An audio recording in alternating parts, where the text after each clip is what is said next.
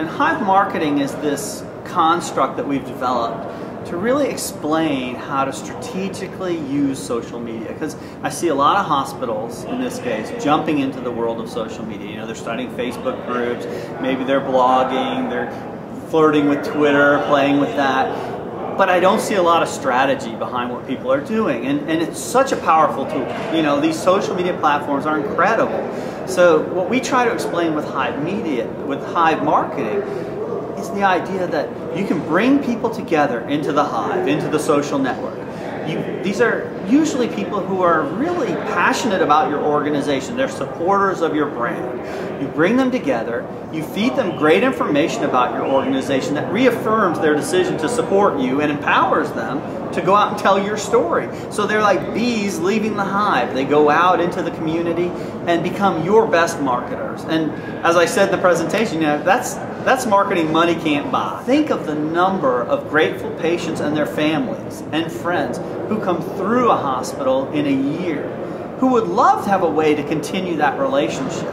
And Facebook or other social media platforms give them that opportunity. So we don't have to really motivate them. All we have to do is give them that opportunity and promote it and let them know that it's there. In your OB unit, why not have a little sign that says, hey, when you leave, if you'd like, we'd love it if you'd go online, post information about your experience here, post baby pictures, you know, whatever you're comfortable with, but invite them to be part of the Facebook community.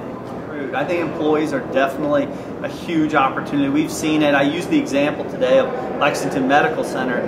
They were having, when we first launched their blog, we would have 2,000 employees a week visit the blog. It was incredible, and I think we never do the kind of job we think we're doing in internal communications. You know, you can never do enough. And frankly, employees are using social media on their own. So why not take advantage of that as the hospital and give them this venue to share information about what's going on? Because of all things, you want your employees to be well informed about your initiatives and what you stand for. You know, use it to communicate your mission. Don't just use it to communicate about events and policies, but share mission stories about what you're doing as an organization. And by the way, let them share their stories. To some hospitals that deny access to employees.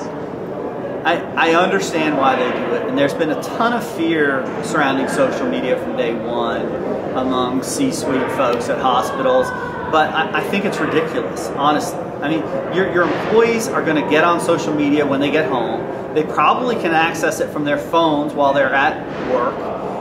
There have been tons of studies in the US and abroad about whether social media access improves or diminishes productivity of employees, and everything points to the fact that it does not diminish productivity.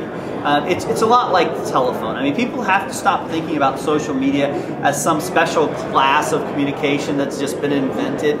It's just like the telephone. Are your employees going to abuse the telephone? Or are they going to understand your policies and respect what's going on and act like professionals? Well, expect them to treat social media the same way they treat the phone.